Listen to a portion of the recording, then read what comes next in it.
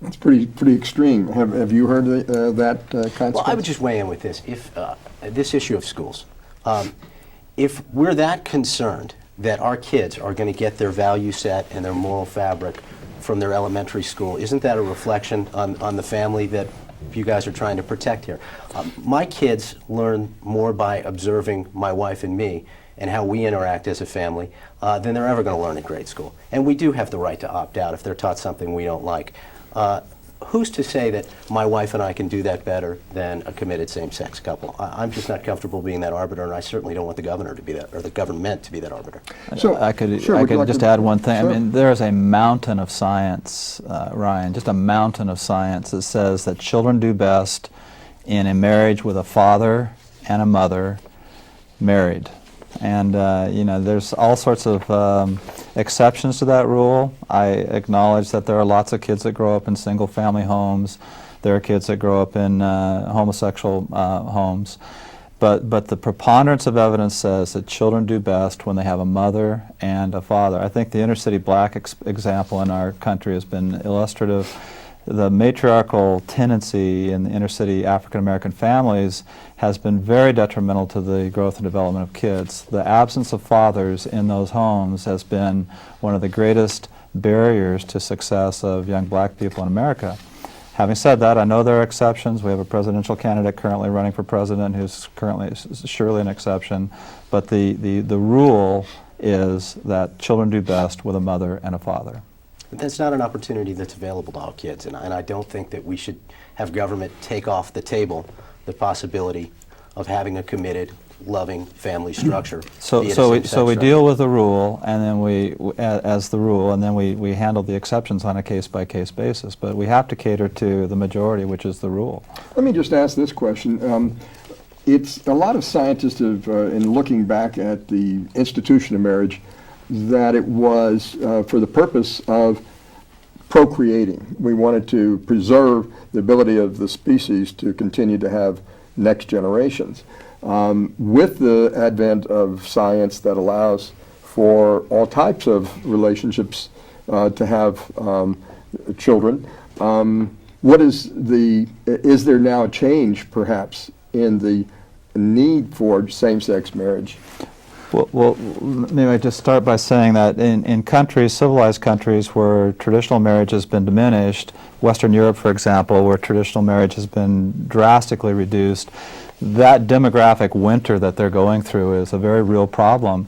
The birth rate in Italy has slipped to 1.2 births per woman, far below the replacement rate or the sustainable rate of 2.1.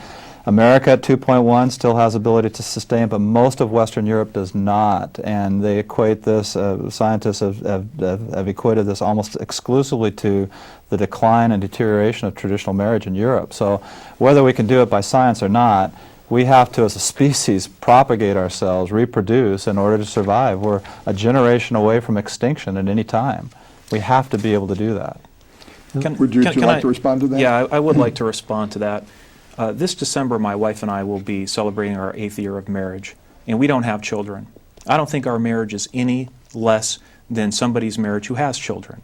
And I don't think we should take the institution of marriage away from women who have passed the age where they've gone through menopause, or we should take away marriage from people who are infertile. Marriage is not just about raising kids or having kids. That's not what marriage is about. Marriage has many different aspects to it. That may be one aspect for some people, but for other people, it's just wanting to show that you're in a loving, committed relationship, and heaven forbid something should happen to me, and I'm in that hospital bed. My wife, that's the person who I want to be calling the shots in terms of my treatment. It's not all about raising kids. So let's just get that clear about marriage. The other thing is, there is a study done in Scandinavia by a gentleman, the last name of his first name is Aaron. His last name is Pardee, I think it is. That's okay. You can. Darren Spadale. That's it. Darren Spadale, and his research was published by Duke University. And what he did is he looked at 15 years worth of research in Scandinavia at when same-sex unions were allowed, and he found that the rate of marriage of heterosexual couples went up during that 15 years, and the rate of divorce went down. So I would use the word hogwash to describe the argument that same-sex marriage somehow hurts traditional marriage. The evidence shows quite the contrary. Let me just follow up with another question. There was a recent article, October 9, just last week, or this week, called "California Leads the Nation in Gay Rights." And it's an extensive article that explains how California has broken down a lot of barriers and given gays many, many rights, including the Partnership Act. With all the legal rights that partners have, why do they need to have the right to marry when in traditional terms it's been preserved for a man and a woman? Well, first of all, I'm not an expert on the gay rights agenda. I'm not gay, but I will tell you that there's clearly a difference between a spouse and a domestic partner. We wouldn't be having this program, this forum, we wouldn't be having this argument. They wouldn't have raised $25 million to fight it if there wasn't a difference. Separate is not equal. And so to bring the gay rights agenda into a discussion about Proposition 8, I think is the mother of all red herrings. We need to get back and talk about the piece of legislation that we're being asked to consider on the ballot this November and look at it in its full context and what its impact for the state of California is. Can I just add, I just want to add very briefly to that. This is the second segment of this conversation that we're having. And in the first segment, Wayne said something that I thought was pretty interesting. He said that not all relationships can rise to the level of marriage. And he put his hand up here like this. And I think the implication is that if you have straight marriages up here and you don't allow same-sex couples to get married, well, that level is going to be somewhere down here. And I've spoken to a lot of people who are same-sex couples who have now been married, who've been together for years and years, used to be partners, and now got married under the law, and they all say it's a life-changing experience. I'm a proponent of the institution of marriage, and the more people who want to be married, the better, in my opinion. Isn't it, I'd like to follow up with this question. In terms of imposing one's moral judgment on others, isn't this proposition going to impose the moral judgment of a segment of the population, albeit a very large segment of the population, and we don't know for sure today in California whether there is a majority to support this proposition, but isn't that really imposing a particular set of morals on the entire population as opposed to the freedom to for others to have their moral agenda recognized as well? I don't think you can take either side and say there's an agenda here that isn't apparent. There is an agenda. Everybody has an agenda in life. Sure. Our agenda is based on our moral beliefs in what marriage and family means.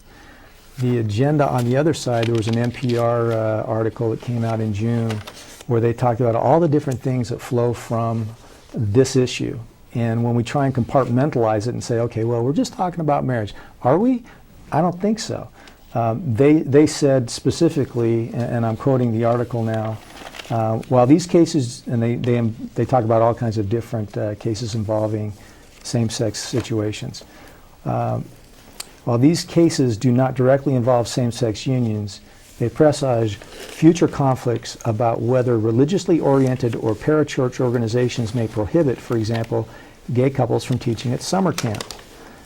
They talk about Boy Scout leases, all those issues. There's an agenda there, and it goes beyond just marriage. And I think to try and compartmentalize it or make it into an issue of tax dollars or revenue is not really to the heart of the matter. And there's other quotes from others that are even more dramatic about what that agenda is and how far it wants to be pushed. Well, let me carry forward with the point that you're making and ask you this,